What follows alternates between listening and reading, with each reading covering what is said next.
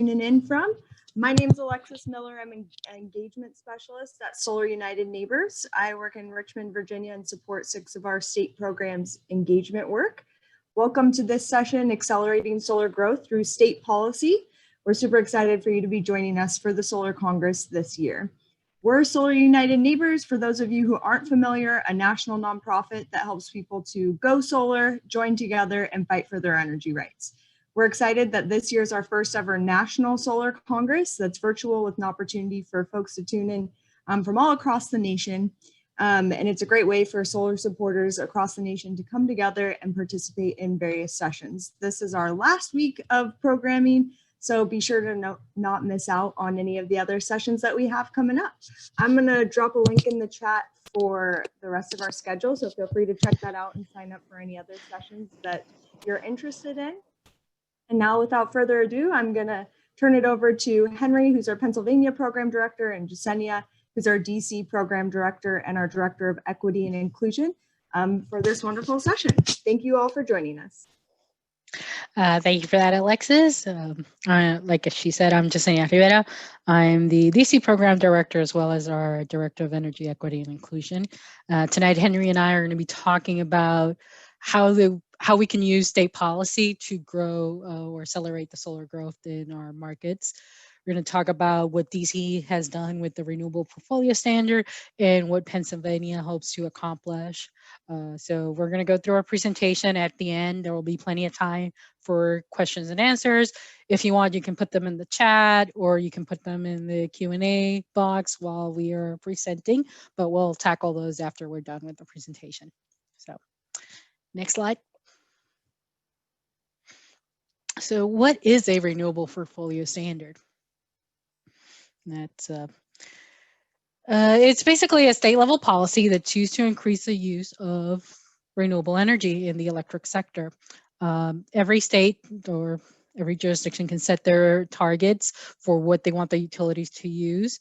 It's sometimes called a renewable electricity standards or an alternative energy portfolio standard, depends on where you are in the country, but it's in general a reliable way to grow renewable energy.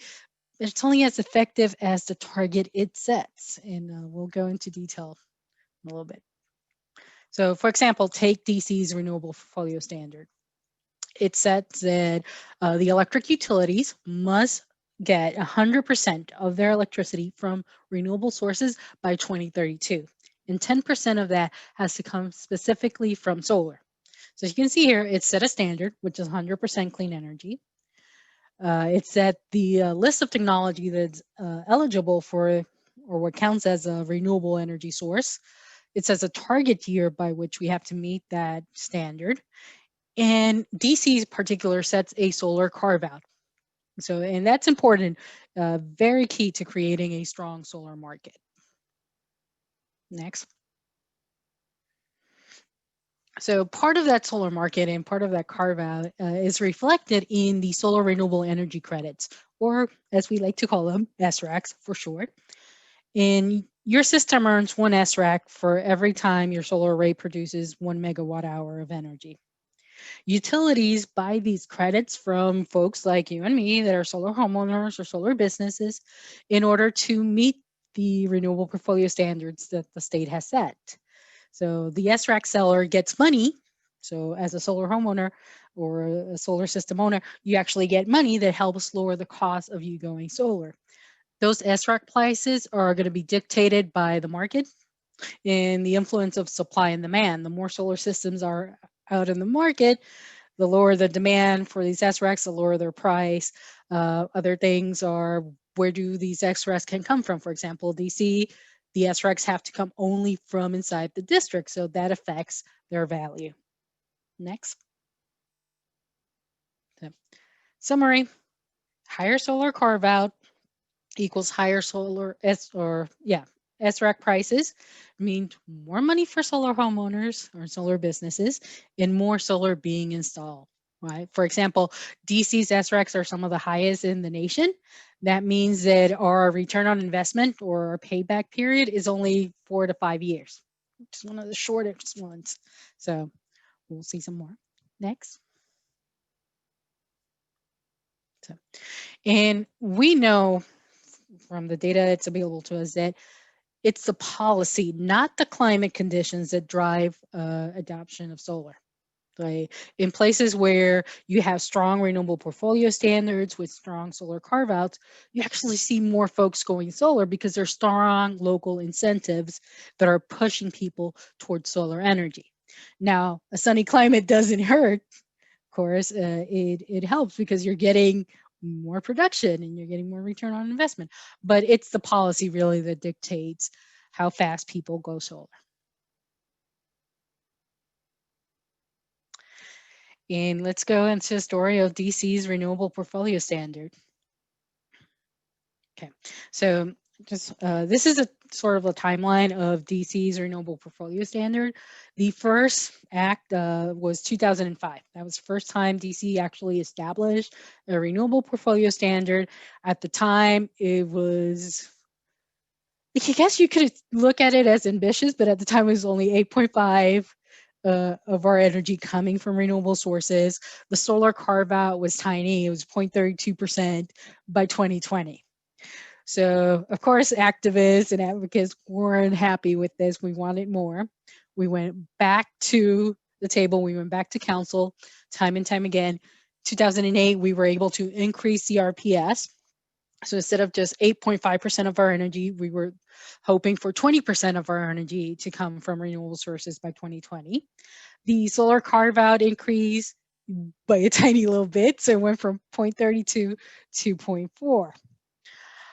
In 2011, we passed a major bill that started creating this strong SREC market that we have here in DC right now. And we did that by increasing the RPS. We moved down the goal. So instead of 2020, we pushed it to 2023, but we increased our solar carve out significantly. We went from 0.4% to 2.5% by 2033. In 2016, we passed another major bill. And here we were going all out. We were going for 50% RPS by 2032 in a solar carve out that doubled. So it went from 2.5 to 5%. And, you know, we weren't still, that wasn't enough. You know, we wanted to keep pushing DC, to keep pushing council. And in 2019, we got the current renewable portfolio standards, which is 100% renewable portfolio standard by 2032. So we kept that date. Council felt that we just couldn't wait anymore, that this had to happen. So we pushed it to 100%. We doubled the solar carve out in that process. And now we have some of the nation's strongest renewable portfolio standards with stronger solar carve out. Next. So this is the alternative compliance schedule, and this is key because this is where your return on investment is affected, where the value of your SRACs, this sets the ceiling for those values. As you can see, that ceiling is lowering every year. Right now, the solar carve out is only 2.18%. It's going to go up to 10%, right? But for every megawatt the utilities fall short of, they have to pay $500 fine. That fine keeps getting lower and lower as the years go by, with the hope that by the time we get to 2032, 2040, there won't be a need for the fine because we will have met the renewable portfolio standards, especially the solar carve out. But that alternative compliance payment is basically what sets the ceiling for your SRACs. So in the market, the utility is not going to pay you $500 for an SRAC because at that point, they're just going to pay the fine. So right now, it's about 435, I believe that's the next slide. Yeah, so you can see, like I said, DC has, because of our solar carve out, because of the way we've structured the market where you can only use DC produced SRACs to meet that requirement, we have some of the strongest SRACs in the country. DC SRAC right now is $435. Now, I am 5 minutes from the district.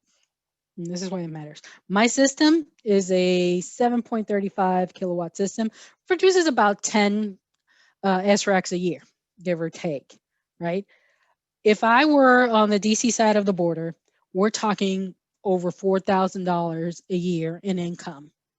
Because I'm on the Maryland side of the border and my system does not feed into the district, my SRECs are $50. So it's only $500. It's almost like night and day. So it matters because it helps people go solar. It helps you get your money back faster. It creates a robust market. You have jobs, you have solar jobs that are producing and investing in the community and creating wealth that stays inside the community. That is why DC closed their SREC market. When we first started with the renewable portfolio standards and the solar carve-out, utility companies were able to purchase these SRECs from anywhere else in the country and show the Public Service Commission that they were meeting the solar carve-out. We quickly realized that that wasn't good enough and that wasn't really helping district residents. We wanted this investment to stay inside the district, which is why we closed that loophole. And that's what created the SREC market you see now. Next slide. And so this is just a summary of where DC's market is right now. And keep in mind, DC is only 10 square miles. This is not the greater Washington area. This is not DC, Maryland, and Virginia. This is just a picture for DC. We have over 1,000 solar jobs. Over 95 megawatts of solar have been installed. And because of solar for all, because of that push for energy equity, those numbers are doubling. I think in the last year, the DCRA, which is the entity that issues the permits for solar, saw the number of solar permit applications double in just 1 year because of our state policies, because of our renewable portfolio standard and that push for energy equity. So what I'm trying to say, long story short, is that those policies at the state level have an impact in how our solar market runs and how robust it is. So I'm going to hand it over to Henry to talk about Pennsylvania. Thanks, Yesenia. Mm-hmm. So it's a different story in Pennsylvania. So in Pennsylvania, we have what's called an alternative energy portfolio standard, not a renewable energy portfolio standard. And that language is very careful by design. It's because not everything included in this portfolio standard is actually renewable. There are things like landfill methane, with the methane generated from a landfill. Garbage is not a renewable resource. The methane that comes from it is not renewable, so that's not renewable. Waste coal is included. So it reflects the, kind of political and economic climate of Pennsylvania. But here's how ours works. So when it was originally set, I believe back in 2008, it was one of the more aggressive portfolio standards out there. It hasn't been updated since, and many of our neighbors have surpassed it with more aggressive goals. So it really is overdue for an update, and we'll talk more about that later. But Pennsylvania, it says, electric utilities must get 18% of their electricity from alternative sources by 2021. 0.5% must come from solar. So that 0.5% here is the solar carve out, and compare that with DC's 10%. Kind of understand why we have this difference in SREC prices between the two jurisdictions. And in Pennsylvania, it really only applies not to all electric utilities, but to what are called investor-owned utilities. So these are the big for-profit utility companies that serve most people in Pennsylvania. Rural regions tend to be served, or many rural regions in Pennsylvania tend to be served by rural electric cooperatives. These are small cooperative nonprofits. And then there's I think around a dozen small municipal electric companies, so owned by and operated by a local government, usually a small town, who runs their own electric company. Those municipal and rural cooperatives are exempt. They don't need to meet this requirement. This is really just about the IOUs, the investor-owned utilities. The definition of what an alternative source is that qualifies for this portfolio standard, they break it down in what's called Tier 1 and Tier 2.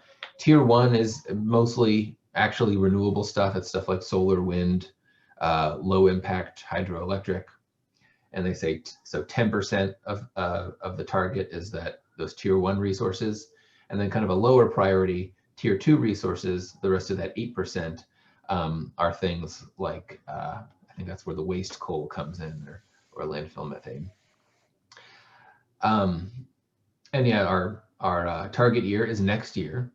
And so it is important, I think it's actually May of next year. So it's important that we update this, because if we don't set a more aggressive goal, utilities are going to meet this target of 18% alternative, 0.5% solar next year, and they're not going to have to buy any more. They'll just buy a smaller number of SRECs to maintain that 0.5% target. That means there's less demand for SRECs. The price will go down even lower than what it is now.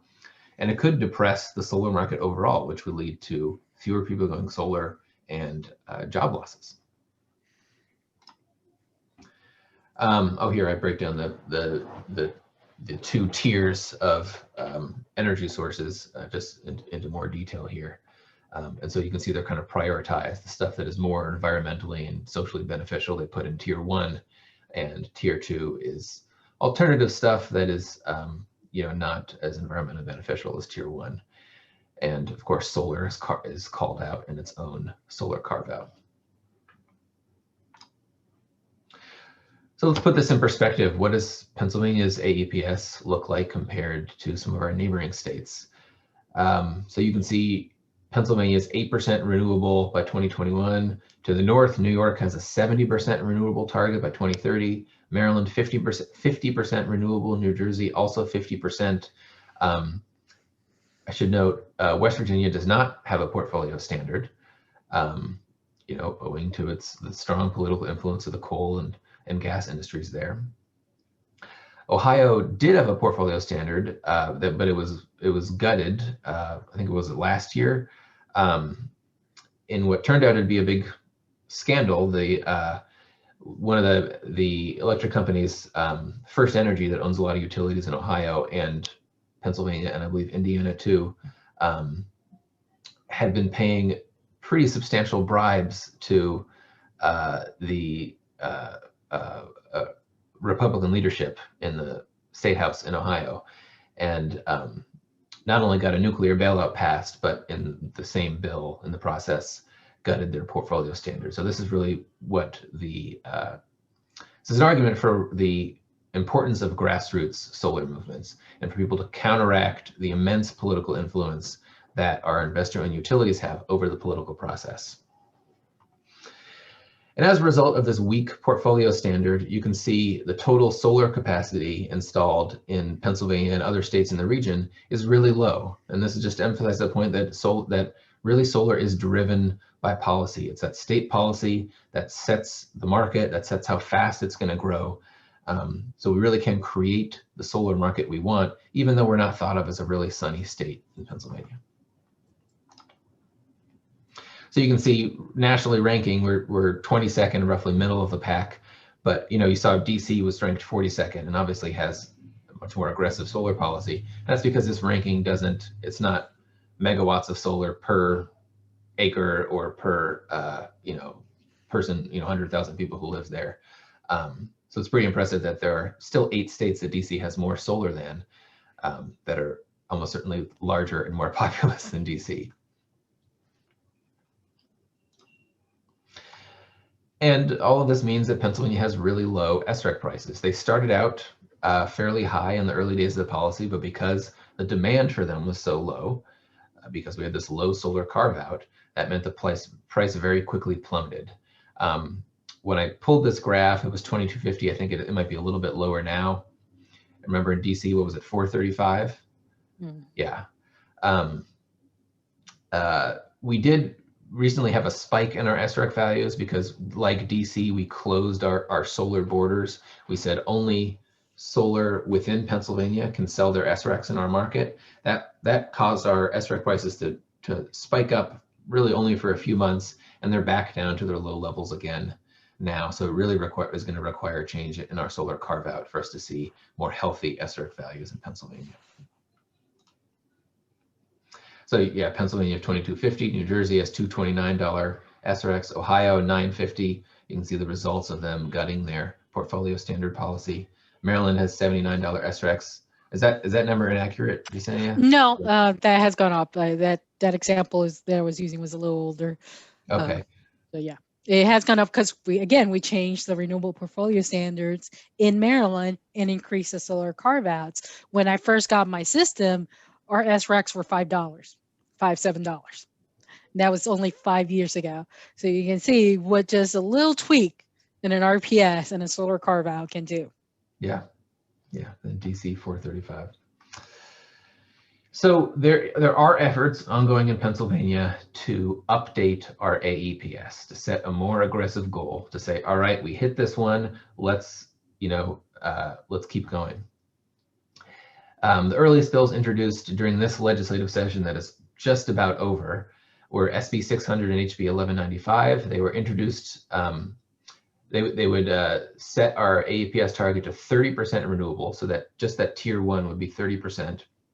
And then a solar carve-out of 10% in-state solar by 2030. So a pretty dramatic increase in the goal, but there have been studies that have shown that this is still an achievable goal. We have enough, our market can do this if we really put some effort behind it. However, Pennsylvania has currently both houses controlled by Republicans, and these bills were introduced by Democrats and only ever got Democratic support, so they had little chance in passing this in this political environment. And then enter SB 1297 and HB. I think we actually do have a bill number for this now, but we didn't when I wrote these slides. These were introduced by Republicans, Senators Laughlin and Killian and Representative Quinn. So there was a Senate version and a House version. And this would set a goal a little bit more modest, 18% renewable, 5.5% solar by 2025. And that's actually, if we had set the 30% by 2030 goal, those numbers are basically exactly where we'd be by 2025. So it's like, the bill said, let's go half the distance in half the time.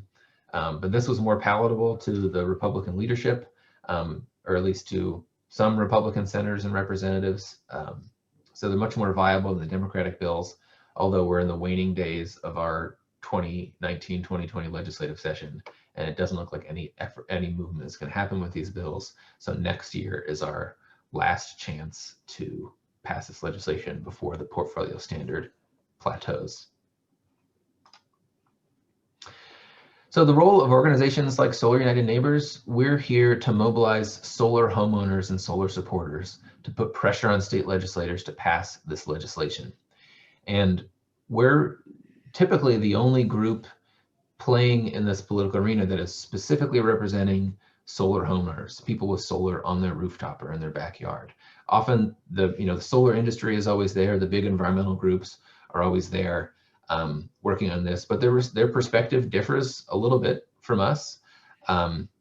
There's things we understand about the experience of being a solar homeowner that they don't get just kind of seeing policy from a 30,000 foot view. So it's really important for us to bring that solar homeowner voice into these discussions. And also because often we can hear, we can get the attention of legislators and have some credibility with legislators that the big environmental organizations or the solar industry can't. Because, in some ways our messaging is more authentic. It's individual people talking about their own personal values and economic interests rather than an industry trying to carve out a market for itself, or environmental groups who might have a track record of always disagreeing with the Pennsylvania Republican legislators. So we can really bring a unique value to these policy fights. And when I say we, I mean you, I mean all of you on this call tonight, and you are the solar movement here. And we do this through a number of tools, and this is your basic grassroots organizing playbook, from the bottom of the period, the kind of easiest, least effective stuff,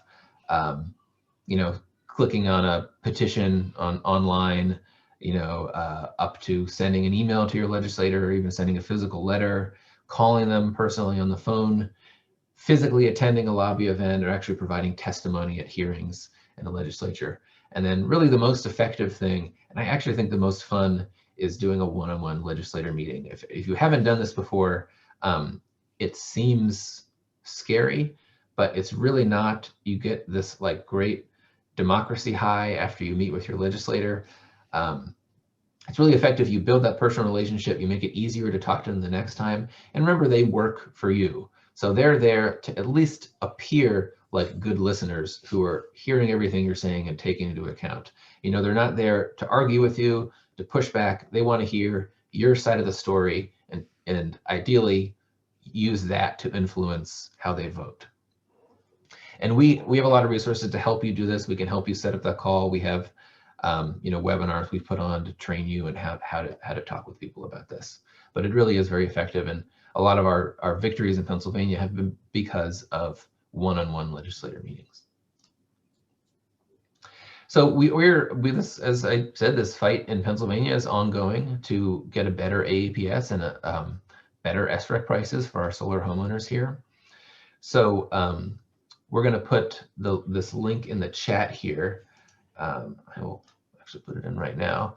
But this is our action alert to support better AAPS legislation. I encourage all of you who are in Pennsylvania to please complete this action alert and make some noise by this legislation. The more support we can generate now, even though we're not going to pass the bill this year, that gives us momentum we can use when we introduce new legislation next year. So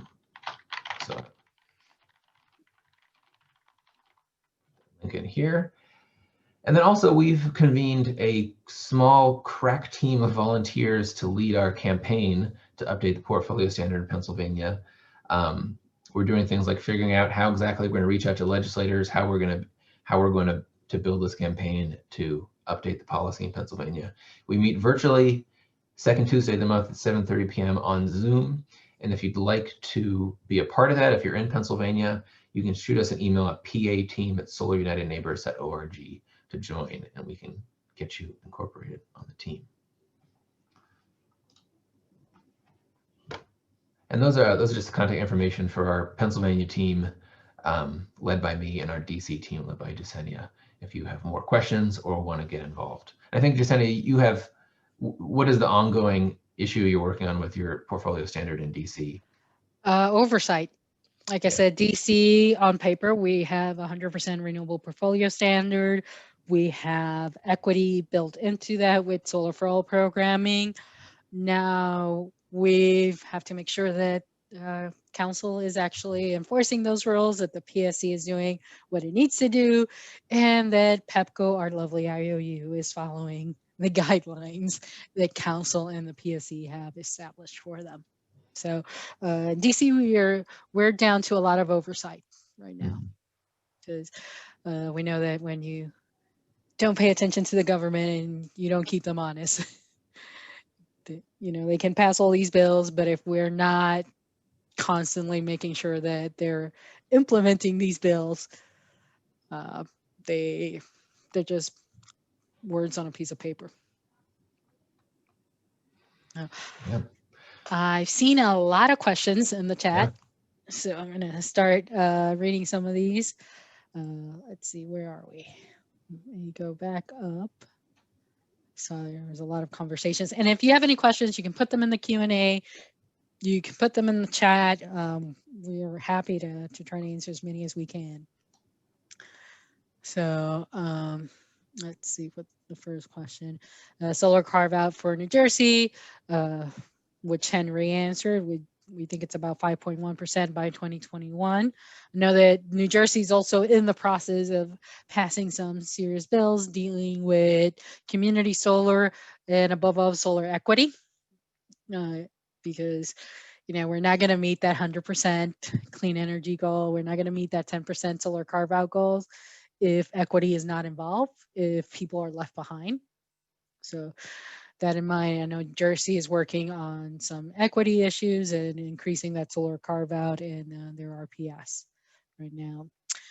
Next question. In the DC market, has the Exelon purchase of PEPCO led to recent opposition to the DC renewable portfolio standard?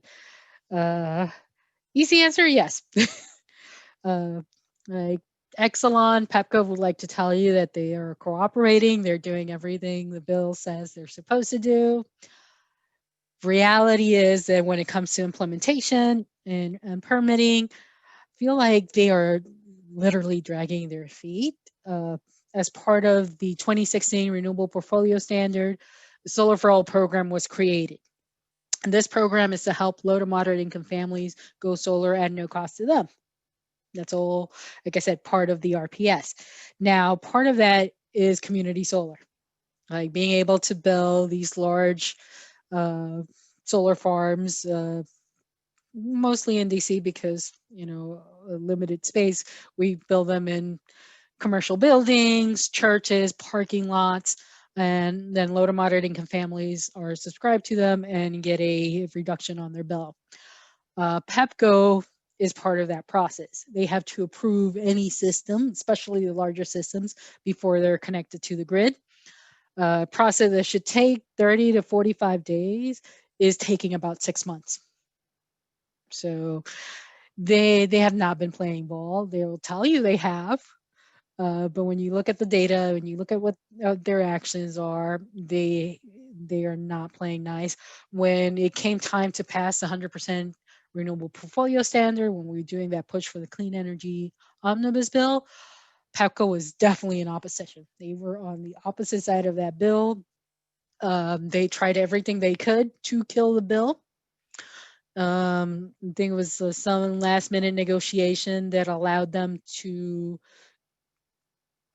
do some energy efficiency measures, or in other words, gave them a blank check for energy efficiency measures, which they were not allowed before this last RPS, remove that opposition to the renewable portfolio standard.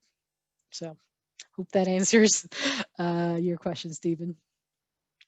Okay. Now, next question. How well has DC been meeting these plans so far? In terms of the solar carve-out, we are nowhere near. That number has been increasing. Like I said, the Solar for All bill has actually done its job. It is increasing the number of families that are able to go solar and increasing the number of community solar facilities that are being built inside the district. I think in the last 3 years alone, we've added over 8,000 families that are benefiting from community solar, and over 300 families that are benefiting from rooftop solar. So because of those numbers, we've been able to get a little closer to the solar carve out. I think right now that solar carve out is 218. DC is about halfway there for the current year's solar carve out. So we're on track, but we're still behind when it comes to meeting the solar carve out. There's still plenty of more work to do, which is why we need easier permitting, faster permitting, because that is another problem that the district has, is how long it takes to approve these solar installations. So I'm just gonna keep reading these. Does DC's local requirement only apply to the solar carve out, not the eventual 100% renewable quota? So David, yes, the 10% solar carve out is the only one that says that the solar has to come from inside the district.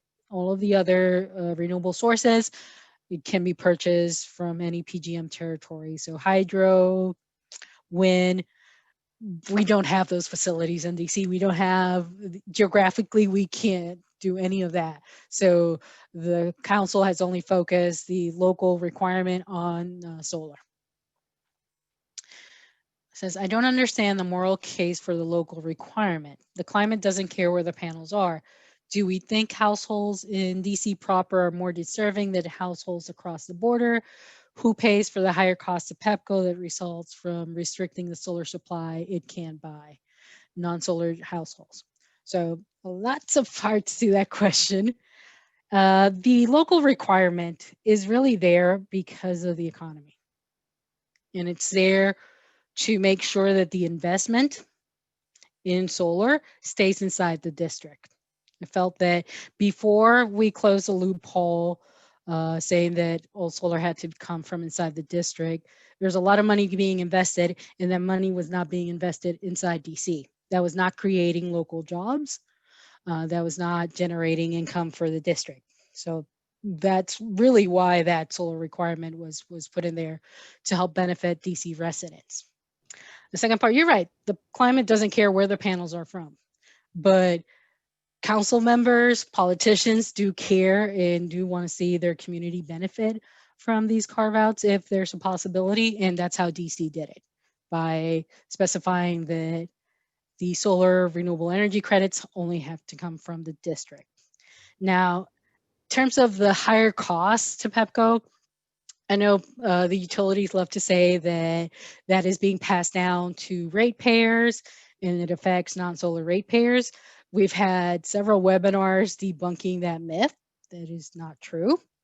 And actually, DC's Office of the People's Council issued a report on the value of solar earlier this year that basically says the faster that DC meets the solar carve-out, the better it's going to be for all ratepayers, including non-solar ratepayers. So it actually is going to reduce the costs of your utility the faster we get to that 10% solar carve-out. Could I add to that a little, Jasenia? Sure.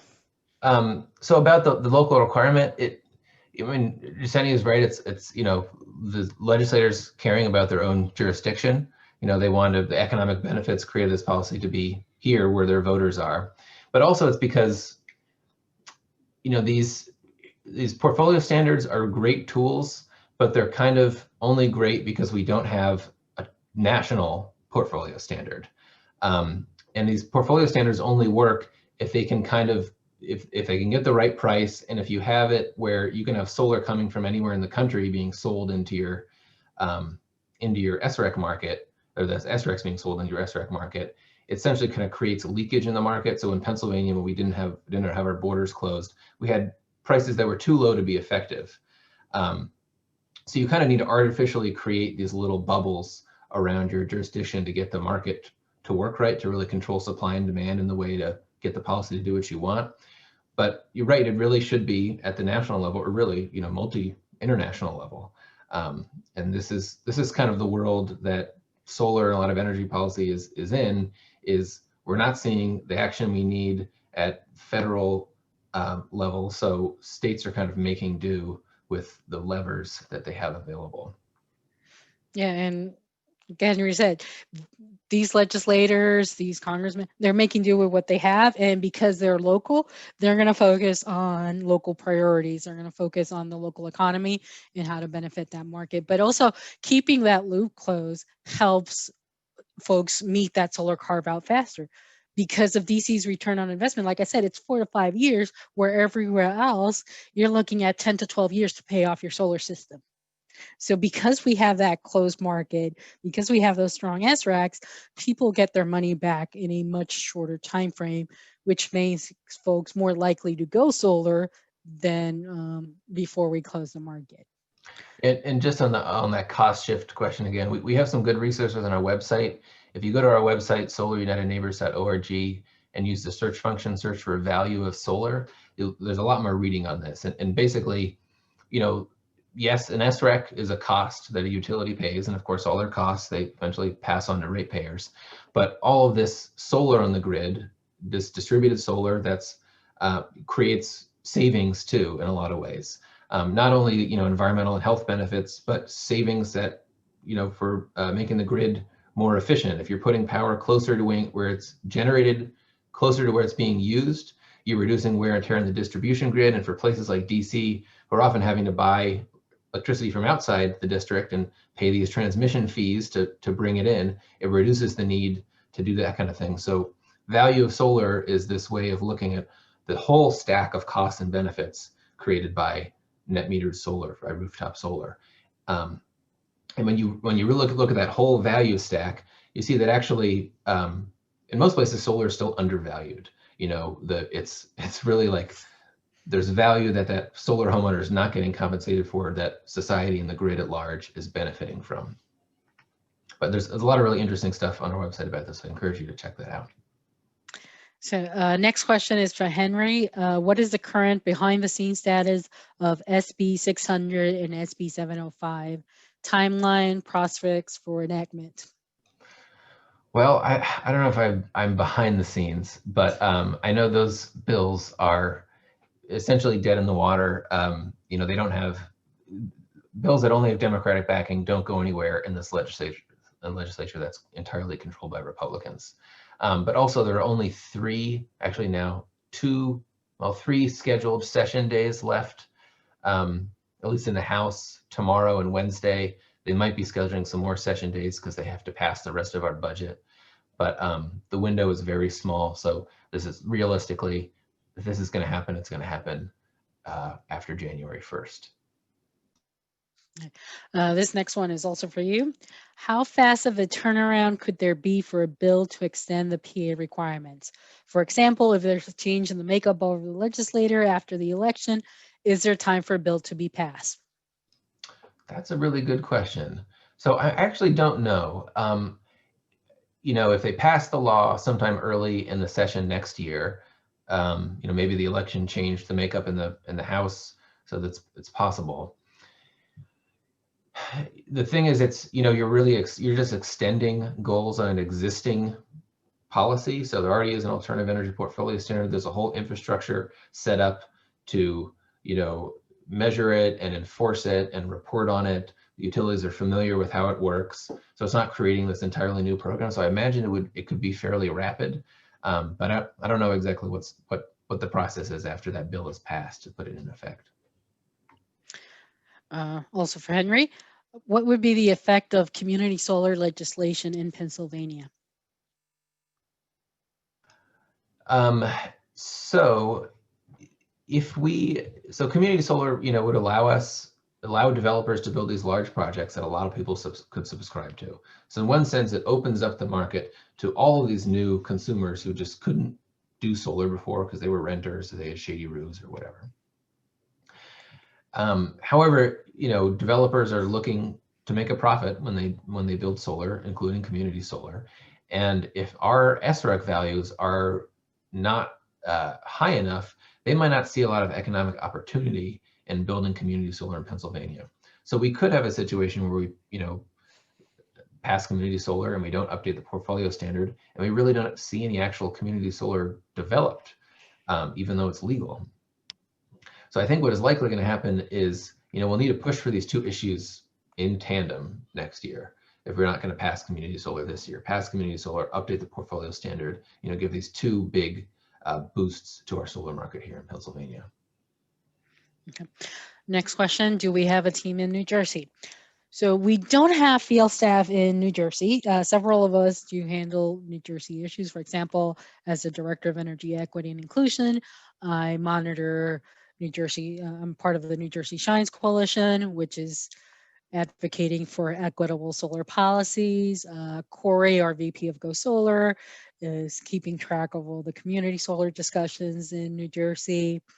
Our Go Solar team in general, the help desk is open to anyone, anywhere in the country. So if you live in New Jersey or are interested in going solar, you can actually become a member and have access to our solar help desk, and they will help you with proposals and comparing them one-on-one so that you can make the best choice for you. Has anyone been working on public banking to help finance community solar? I think several groups have been working on that. I know that there's a big push in several jurisdictions for green banks. They're sort of like this quasi-government, quasi-private entity that most of the time they're seeded with public funds and eventually are supposed to bring in private financing to help finance projects like crafts and even regular folks going solar on their rooftop that traditional banks won't finance. So there's a push for a national green bank right now. It's at the very early stages of advocacy, but there's a push for more green banks and more institutions that will finance a project like community solar. Just to add to that, so Pennsylvania is in the process, it looks like, of joining RGGI, the Regional Greenhouse Gas Initiative. This is a multi-state, it's mostly New England states now, basically cap and invest market. So they set a declining cap on carbon emissions from the electricity sector, and the polluters, the power plants, can trade credits around to allow them to emit a certain amount of carbon. And the idea is it's an economically efficient way of gradually lowering carbon emissions, but it also generates revenue, the auction of these carbon credits. And in other RGGI states, I think some of them, I think it might have been New Jersey, has used some of their RGGI proceeds to finance a green bank that can do more interesting ways to, financing of renewable energy. So maybe that's on the horizon for Pennsylvania too. Yeah, the 2016 RPS amendment in DC actually helped establish the protocol to finance the Green Bank, which is the same protocol that finances the solar for all program, the low income solar program, and that is with the penalties imposed on the utility companies, the alternatives compliance payment. So that's how we're financing, we're seeding our Green Bank and financing the low income solar projects. So next from Julia says, my Pennsylvania legislators support solar, so I feel like I'm preaching to the choir when I contact them, but I'm not sure how much good it does for me to contact other legislators because I'm not a constituent of theirs. So I'm going to let Henry answer, but I'm going to intercede a little bit.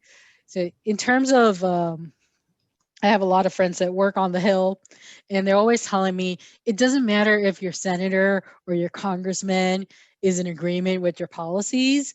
You still want to reach out and let them know that you called and that you are in favor of this bill or against it, because they keep tally of all of those calls in favor, of all the calls against. And trust me, when people are against it, they will call and let them know that they are against a particular bill. So you want to balance that out and let them know they have support, so that when they're on the floor advocating for these bills, they can say, yeah, my constituents won't stop calling me, telling me to vote in favor of this. But I'll let Henry handle the Pennsylvania politics of it. Yeah, it puts steel in their spine. And, at some point, even if they're supportive, there's going to get to the point where this bill is being negotiated and there's horse trading. And, they may be willing to concede on some points that you don't think they should concede on. But if they have this big backing of their constituents, that helps them know that, this kind of thing is non-negotiable, or these really are our priorities. So there still is value in that. It also, it's great to call your legislators and thank them for doing things. That is a call I think that makes me feel really good to make, and I think it's good for the mental health of the legislator's staff to get some positive calls every once in a while too. And then finally, I don't know who your legislator is, but they may be generally pro-solar, good on climate policy maybe, but their understanding the details isn't necessarily that great. So they might think solar is great, but they don't know the best way to do it. And we can help you understand the more nuanced side of it, of what really is a good portfolio standard policy. What is a good way to design a community solar policy? So your job then is to make sure that they are executing on these values and they understand really how to design a good solar market for their state. Because these legislators are generally not experts on anything, and you can help fill in the details for them, so they know more about the issue they're legislating. Okay. I'm gonna tackle the next one. I'm gonna punt that one to Henry. This one, what type of panels do you recommend, standard or graphite? Oh, I don't know. Do they have our graphene panels on the market yet? Yeah. I don't follow the cutting edge new solar chemistry stuff as closely. There's always something really interesting that's always 3 years away. Yeah, I don't have a good answer for that. Yeah, I would say it really depends on your budget. We have high efficiency panels, we have standard panels available right now, and depends on your budget, depends on the amount of space you have on your roof. For places like DC, where roof space is very limited, so we have these row houses with very narrow roofs. A lot of folks like putting in the high efficiency panels because that means they can build a larger system in a smaller space. So it really depends on the performance of the panels, your budget, because at the end of the day, you're still going to have to pay for this. How much are you willing to invest in it?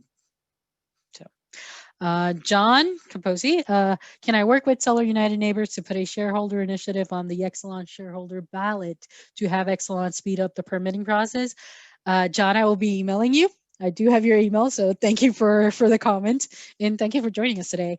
And we'll be talking a little bit more about that Exelon shareholder ballot. So, Seven, thank you for your answer on the Exelon PEPCO. PEPCO has a rate increase request to DC regulators, which has public comment period open. And I will and others encourage also to write the regulator to indicate if PEPCO not improve their permitting performance on community solar, that this should weigh very negatively on their rate increase request. Thank you so much for that. Yes, thank you for reminding me. We are in the middle of a battle with PEPCO. One of the things they promised during the Exelon PEPCO merger was that they were not going to increase rate on our utility here in DC. They have not kept that promise. From the second they merged, they've already had, I think it's 3 rate increases, and now they're in the middle of a multi-year rate increase that would effectively add $10 a month to everyone's bill. When we're in the middle of a pandemic, folks are losing their jobs left and right every day. This is not the time to increase anyone's bill, anyone's utility bill. And like Stefan said, not only do we have a 100% renewable portfolio standard that they are slow walking, that they're not meeting, they also want to increase our rates so they can pay for more fossil fuel based technology that is really going to be obsolete if DC is on its way to 100% clean energy. So what's the point? But yes, if you go on our website, you can actually submit comments to the PSC. Like Stefan said, it's open period. I think it's until December. So go on the PSC's website, go on our website. We have talking points that you can use to reach out to these regulators and demand that they decline PEPCO's rate increase. So, since the federal government is probably the largest consumer of energy in DC, what is their role in the process?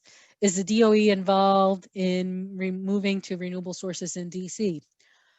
Unfortunately, local DC politics has no effect on, or no control over federal policies.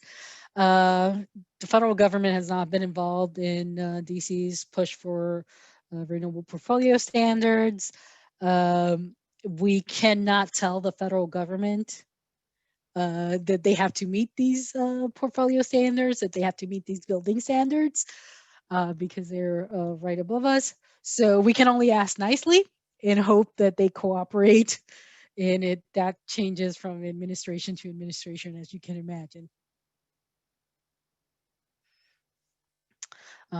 Jackie commented on crowdsourcing to climate project financing. How can we bypass the HOAs and allow solar panels in our neighborhoods? Henry, you want to tackle? Yeah. Hello, Lulu. I know we've talked about this a lot before, maybe a couple years ago now. Unfortunately, nothing has changed in the legislative landscape. You know, those bills to allow, so in Pennsylvania, HOAs, homeowners associations, are allowed to block their residents from going solar. Yeah, and if you have something called a solar access law, as she's typing now, that essentially means they're not allowed to block solar, or they're limited in how they can do it. We tried to pass a law here to do that with, and had no success. You know, I think, Lulu, you're aware of our solar HOA solar action toolkit, which is designed to help you convince your homeowners association board why solar is a good idea and why you should be allowed to do it. Well, I know you have a particularly intransigent board. The one bit of hope I can give is, you know, we could have a change in our legislature after this election, and that might create a different policy landscape for us to pass this legislation in. And also, if we allow community solar, you could subscribe to a community solar project without having to put panels locally on your property, and the HOA couldn't do anything about it. Yeah, DC actually passed a bill about 1 or 2 years ago on HOAs, determining that HOAs cannot stop folks from going solar. It's one of the things we have. Again, like Henry said, if Pennsylvania sees a change in legislator, we may be able to advocate for that kind of bill again in Pennsylvania, and make sure that everyone that wants to go solar, that can go solar, can do it. So Let's see. Not sure if this was covered, but is there any consideration on recycling old solar panels? I don't think we've talked about it. I know that it is something that the community and the solar workforce has been talking about more and more. Remember, these panels last 25 to 30 years. It doesn't mean that they're going to stop working in 25, 30 years. It just means they're going to be less efficient. So there's still solar systems that were installed in the 70s and 80s that are still around these days. Depends on who you are, but a lot of groups are popping up that are working on recycling these. There's a group, and I cannot remember the name of Will's group, that actually works in disaster recovery zones. They take these panels that may have been damaged by a disaster, or they may be going out of commission because there's something more efficient in them, and refurbish them and fix them up to create like mobile battery and storage units that go around different disasters. They've deployed in Puerto Rico, they've deployed in Tennessee, California after wildfires. So there are groups that are working on recycling those old panels and maybe giving them a second life. There's another group that's trying to work with these huge solar farms that are decommissioning panels, because again, they're not as efficient as they were when they were first installed. Doesn't mean they don't work, and use those to help low to moderate income families get a reduction on their bill. So. That's a really good question, and we get questions about that a lot. What there really needs to be is a national recycling program. There needs to be, an end of life plan for every solar panel.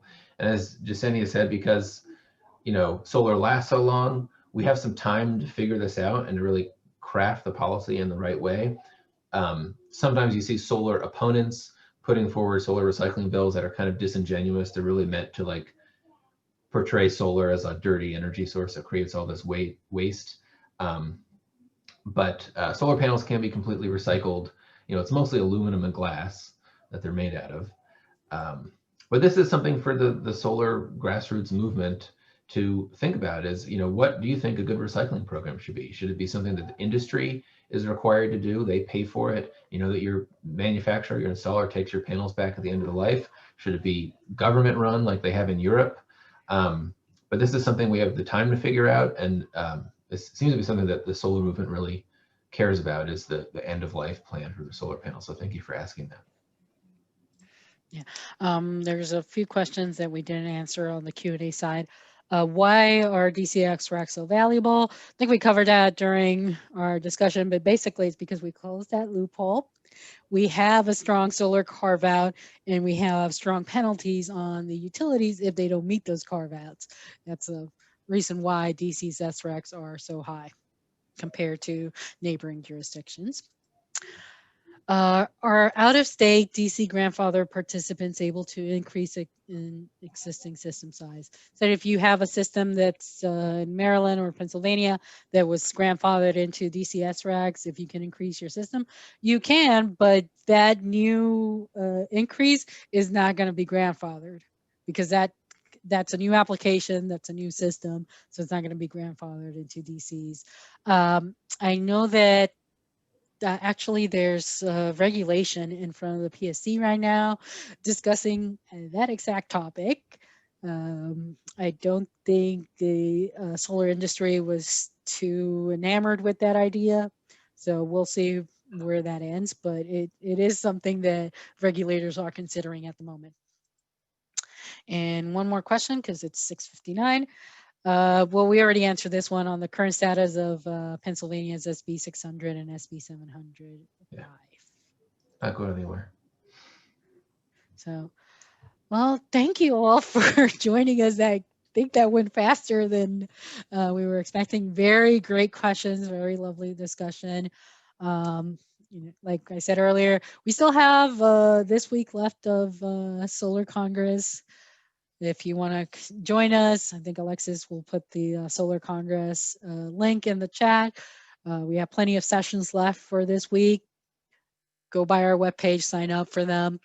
If you are interested in going solar and you're in Pennsylvania, DC, or even New Jersey or any other states, go by our website, look at the membership offering, look at we have a national wait list. So if you're in an area where we're not running a co-op right now, you can get on our wait list. If you're in one of the areas where we're running co-ops, you can actually sign up for that co-op. There is no cost to join the co-ops, and you're actually not saying that you're going to go ahead and do it. You're just saying that you're interested. So no questions asked if you walk away after seeing the proposal, but go solar with us. Go by our website. We have plenty of more information, like Henry said, on HOAs, on the value of solar, and all of these things, and how to communicate with your legislators if you're fighting for these renewable portfolio standard increase like in Pennsylvania, or you're fighting a rate increase like we are in DC. So thank you all for being with us tonight. Thank you, everyone.